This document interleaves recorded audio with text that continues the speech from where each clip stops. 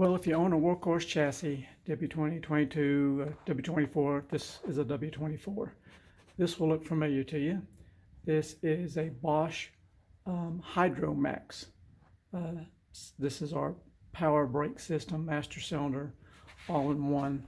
It's kind of a neat system because it works from it gets its boost from the power steering pump. Unlike most vehicles, you have a big diaphragm on the firewall that gives the boost for the power brakes.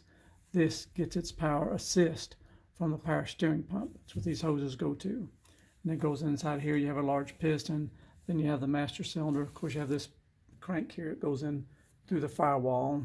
Your grease fitting, all that stuff you need to keep lubed up so all that stays working nice and smoothly. But what I want to talk about tonight is a problem that can occur somewhat common. Is you may have a brake light appear on your dash, and if you do, the easiest thing to do is as a test is unplug this switch. So if you unplug that switch and the light goes out, then most likely what has happened is your differential pressure switch has shifted over and got stuck and keeping this light on. There's a little shaft in here that kind of monitors the pressure between the front and the rear brakes.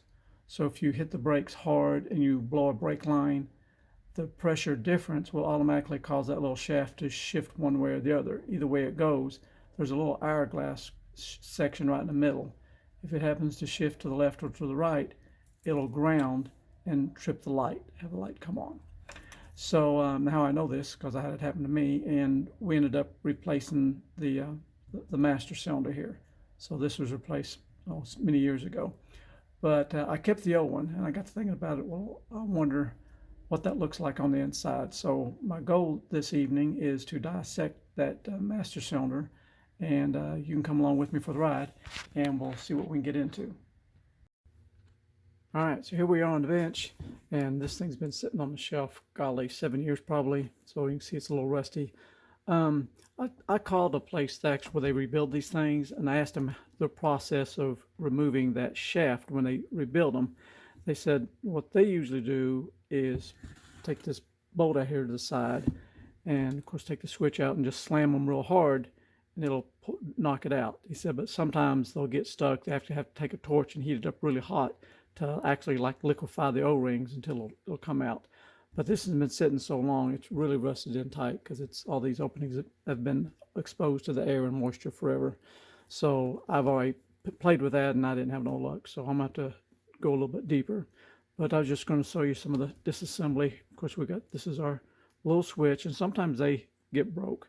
I don't know how they get broke. It's just cheap plastic, or they get brittle over the years. But there's a little bitty hole in there, if you can see it. It's kind of hard to see down in there. There you can see it. But there's supposed to be like a small hourglass chamber that this little pin fits into. As long as it fits in that little notch, you're okay. But if that shaft slides over to either side, it's going to push up on that switch. And when it does, it grounds the wire. And when you look in here, you see it looks like you're looking at two terminals, where you're not. You see two in it. It's actually just all one connector, but it kind of looks like two. You might think you need two wires, but it's just one wire. It just grounds. When it grounds, it lights up. So we got that out, and this is for tells you your float. It's a little float in here. So if you get low on brake fluid, that part lights up on the dash. Got that done. Okay, the tank is held on here with just 4 bolts.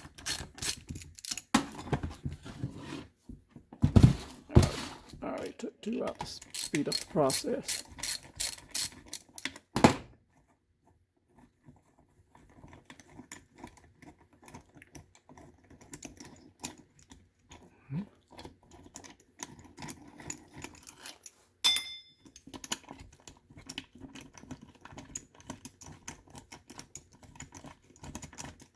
Any day now, any day. Nice long rusty bolt. Get this down here. Okay. Here's what we got. All right, that's what that looks like. And here we have a couple little valves. See that one there? You see how rusty it is, or it's been sitting, a little spring.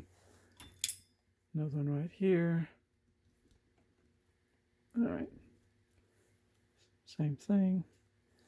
Get that out of the way. There's a small O-ring. Now, I've already started this process earlier, then I decided to make a video of it. This little pin was inserted all the way in here. Now, notice when I went to pull it out, I had to pull really hard. When I pulled it out, something shifted. So this pin is some sort of stopping device for the pistons in here. I'll find out more once I get deeper into it to dissect it. All right, what else we got here? We got this little bolt on top. Get rid of that. Okay, now we need an Allen wrench to get this thing loose. But I'm thinking if I was to do this over again, if I wanted to save, I think these master cylinders are anywhere from $250 to $500. They, depends on if you get OEM or rebuilt. So you take that off, and then you can't always see it, but way down in there's a shaft. But anyway, I got to thinking if this happened to me again, what would I try? Because I would try to get that off, but how would I do it if it was on the vehicle? That might be a booger. Because in my experimenting, I did try to apply air pressure, and it didn't do anything. I thought if I could apply enough air pressure, I could blow that pin out. But that didn't work. I did have a pair of hemostats somewhere here. I was able to actually reach down in and get a hold of that shaft, but it's just rusted in there so tight, it would not come out. So where'd my hemos go? Here we go. So I did. So that might be worth a shot. If you happen to have this happen to you, if you can reach down in here with the right size hemostats, so I can get a hold of it, but it's just so tight, it is not budging. If from the factory, it would have been nice if they had put threads in that. If it had been threaded, you could reach in there with a long screw and just pull it out. But they didn't make it so user-friendly now, did they? And so I guess the next step I'm going to get into, I've taken it down as far as I can get it, is I'm going to try to pull this piston out. But I suspect there's a huge monster spring in here. And I always ask myself, how many ways can this go wrong? So I would assume if I just reach in here with a pair of snap ring pliers and release that thing may come shooting out of there 100 miles an hour. So let me do a little thinking. I need to come up with a way to relieve the pressure and remove this keeper and get this apart without drawing any blood. That's the goal. Let's try it. Oops, hit the camera. Let's see if we can't come up with a plan. Well, I'm certain this is not OSHA approved, but I'm getting close. So I've rigged this up here because it wasn't wide enough. I had to use some 1/4 inch all thread. So I got that part done. I've got it depressed. Got the snap ring out. Got that done. And get that out of the way. And now we're just going to slowly ease back the pressure. I don't know how far the spring is or how tight it is. It's loosening already. All right, because it could be due to rust. I don't know. All right, it's a little strange. Let me put some more penetrating on this thing, just to make sure I don't have any surprises. Don't like surprises, stuff like this. Okay, yeah, I think it was hung up on a little bit of rust. So I put some penetrating oil there, and I pushed it back in and out a couple times. So now it's coming out like it's supposed to, I think.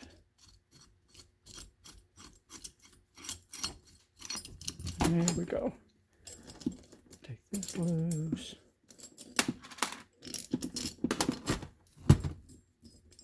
See what these innards look like. It's just like Christmas when I do stuff like this. Ooh, there you see that? It could have got me. It jumped out on me. Hope there's no more springs. Let's see. You just never know when you get into stuff like, how many ways can this go wrong? See what a big spring that is? Now, can I get it the rest of the way out? Looks, all right. There we go. Looky there, it's pretty good, and no blood. But my suspicions was right, it was a pretty big spring. Man, look how nasty that is. That is why it's important to flush your brake fluid, people. I think Workhorse recommends about every 2 years, 2 to 3. Imagine how many RVs going down the road, it ain't been flushed in 10 years. With the W24s, it can be somewhat of a pain because, you know, with our, I think we've got 4 piston calipers. You've got 2 on each side of the rotor. So you have to actually pull the wheel off to get to both bleeders. You can get to the one on the inside, but the outside one, you have to pull the wheel off to do it. And I do have a video somewhere on my channel there where years ago I did a bleed. I think it took about at least 2 quarts of brake fluid, if not 3, to do a good flush. And I'm due for another one because, and that's another thing, just while I'm talking about this stuff, like when you ever take these caps off, whatever you're doing, get them back on there quick. You don't want to leave them open very long because it's going to suck the moisture out of the air. Hygroscopic. That's what brake fluid is. It absorbs moisture. And after, 3% or something like that, things start going bad.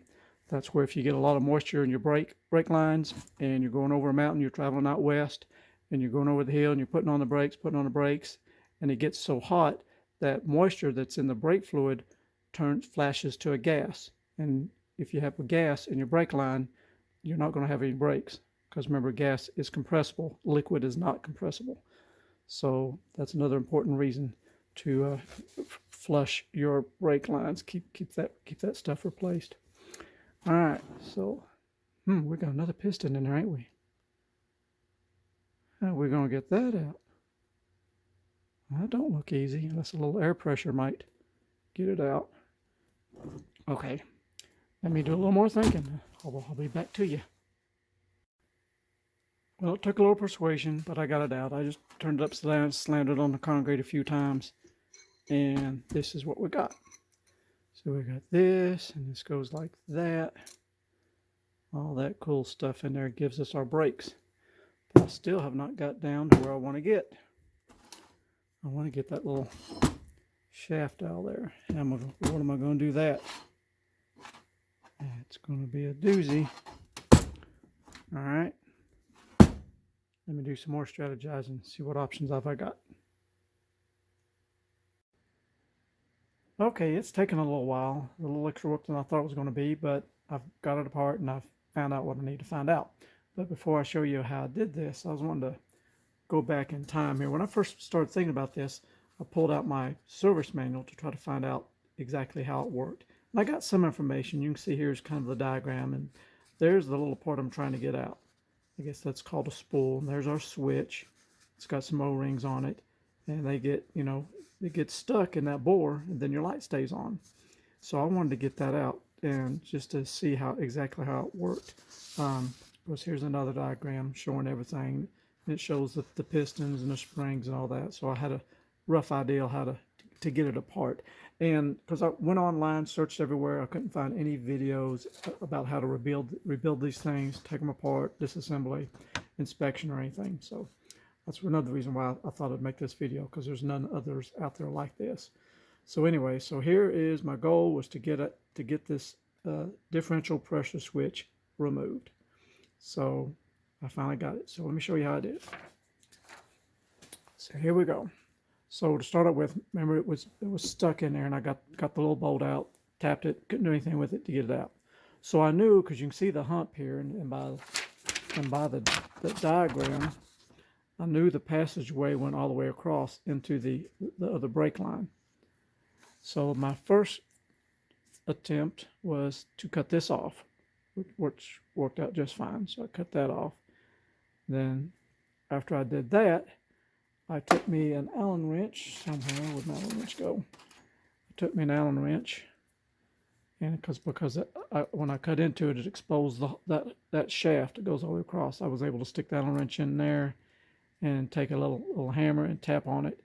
And as I tapped on it, it shoved out the plunger just like that. Ta-da! So that's what I've been trying to get out. So I did get it. I've since changed the O-rings. I put some smaller ones on there. The original ones were all swelled up and it wouldn't operate very well. So then I got to taking my hacksaw, and this what took a while, is creating the cutaway. So I had to carefully slice it in 2 places so I could lift this off and expose exactly how it works. So I'll show you here. We'll try to put this back together. There we go. All right, so actually, let me get another little pieces parts, because remember we got this part that goes in there. And it does take a metric Allen wrench. Where's my Allen wrench? Don't know the exact size of it, but I do know it's metric. So let's put this in place, just like it is when it's from the factory. And I did notice this also. See, you got these little cutaways that allows the oil to line up just right. So if you take that off, kind of be mindful that those notches need to line up so that brake fluid can flow straight across. Then we have my bolt somewhere. And we had that one in there, just like that. So now we got a sort of a working cutaway. Where's our switch? Okay, so the switch goes in here, like that. And then now you get an ideal. So as you're driving down the road, remember our reservoir sits on top, and our pistons go in there. So when you slam on the brakes really hard, we're going to have somewhere 5 to 800 psi on this line, 5 to 800 psi on this line, and they both go through this channel. So you should have equal amount of pressure on both sides of this little piston. If you blow a brake line or something happens, then this piston is going to slide over. The moment it slides over, if I can get it to slide, oh, there it goes. The moment it slides over, it depresses the switch, and your light comes on. Now, if you're lucky, it'll come back.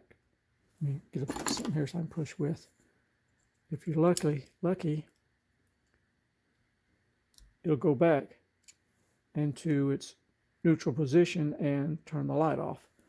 But if you're not lucky, your light is going to stay on. And that's where, after cutting this apart and looking at it, I think I may have an ideal as to a way to get this out. Let me get my calipers. Okay, so now that I know a little bit of how this works, and you do too, and you come across a video and you've got the same problem, your light is on, but all you can do is look inside that hole, and you're not really for sure if it's in the correct position or if it's slid all the way over, because if it slid all the way over, it's going to be blocked. So I thought, well, with this caliper here, I can give you an exact measurement. So let's see here, if you're in the normal position, let me get my caliper zeroed out here.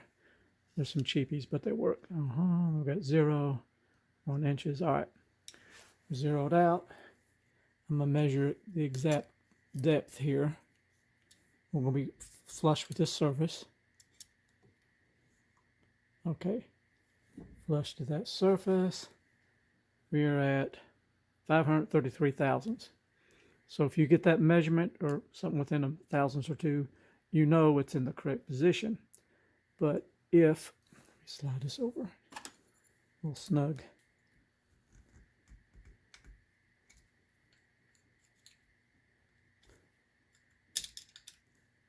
There it goes. All right. But if you put this in here and you get a different measurement, if you get this, about 482 thousandths, you'll know that it's moved over to the side and stuck. Let's try it on the other ones. Double check this again.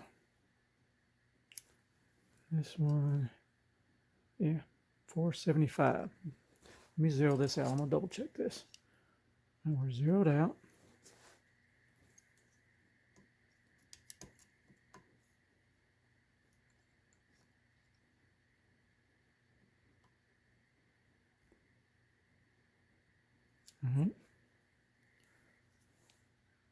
All right, that one's 484. Do the other side again, just to make sure. Zero it out.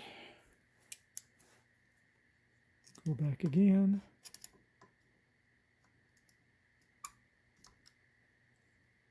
Okay, yeah, 44 out on the money. So that is right. So if you got 484 thousandths, you know it's shoved over and it's stuck. So then I got to thinking, okay, it's stuck, and you don't want to spend $250 or $500 to buy a new master cylinder. So I got to thinking, now that we know a little bit better how this works, how could we get this out, clean it, and reinstall it? Because remember, we can't pull it out or anything from this end. But what we can do, hang on, let me grab something. Okay, well, all right, got what I'm looking for. So I got to thinking, if this was to happen to me again, and my light came on, and I found out that it would just stuck, what would I do? How would I get it out? So I thought about this idea. I'd get me a plug. I'd take the brake line off on this side. I put a plug in there. Then, if we apply brakes, we're going to apply, 500 to 600 psi of hydraulic fluid in this shaft right here, because it can't go anywhere. It's not going to go to the calipers. It's just going to be forced right here, and it's going to push this out. Because you have to just take your bolt off and take find my Allen wrench. All right, so you would take this out, and with that plug in place, when you press on the brake pedal, that hydraulic fluid will instantly shove this thing out where you can get a hold of it and maybe clean it up, put on new O-rings, and then put it back in. May easily save yourself, a bunch of money. So I believe that would work. And it is pretty cool how that operates. All right, now I want to give you another measurement, because I gave you the measurement here so you can figure out, if it's shifted to the left or to the right.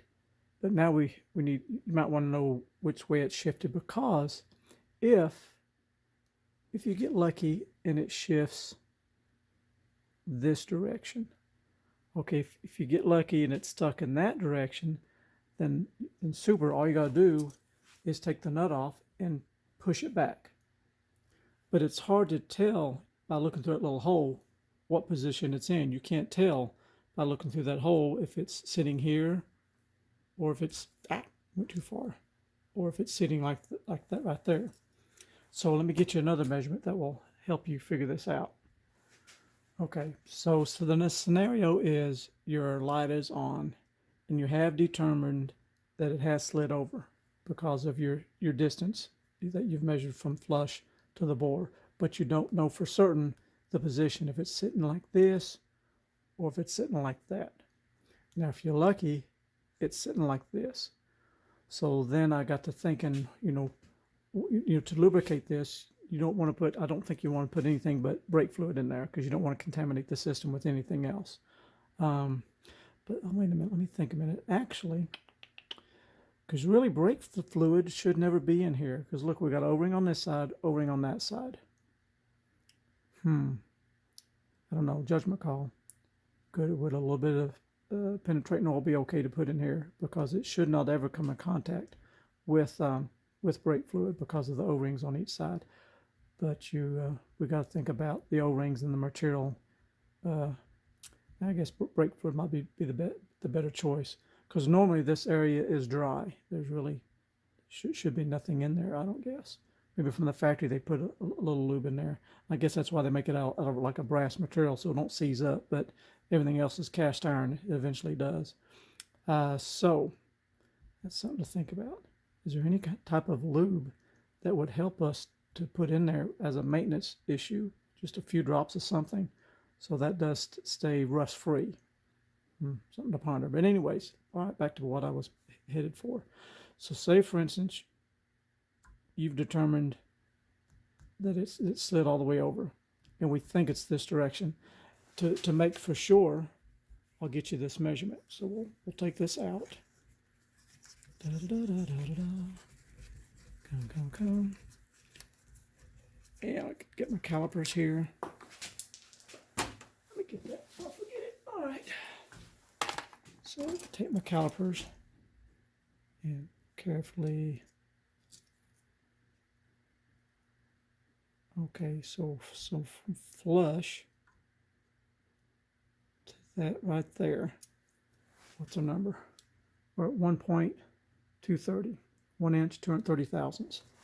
So if you get that measurement, then you know that it's slid this way. So then all you got to do is just get you a screwdriver or anything in there and just shove it back.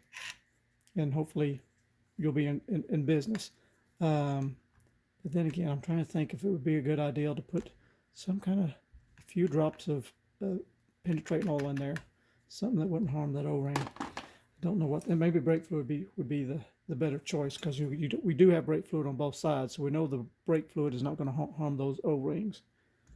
So, and let's get another measurement. Say if it was all the way over here. That's the bad side. You don't want it there. Let's see what the measurement would be. Then you're like 1 inch, 549 thousandths. Because if you push back this way, then the only way to get it back, like I said before, is plug off these ports and then using hydraulic pressure to shove it back to neutral position. Anyways, all kinds of fun stuff to think about. Okay, a little food for thought. I'm trying to figure out why these things stick to begin with. For my situation, what had happened, I put on the brakes. I think I mentioned it before. And when it did, the ABS activated and it pulsed. And when it pulsed, of course, I guess ABS is doing its job. It pulses and it senses the back wheels are locking up, and it bleeds off that pressure momentarily, so the wheels begin to rotate again. So when that bleeds off, it probably creates a momentary loss of pressure on one side. So that would make sense at that moment. It would switch over and then trip a light.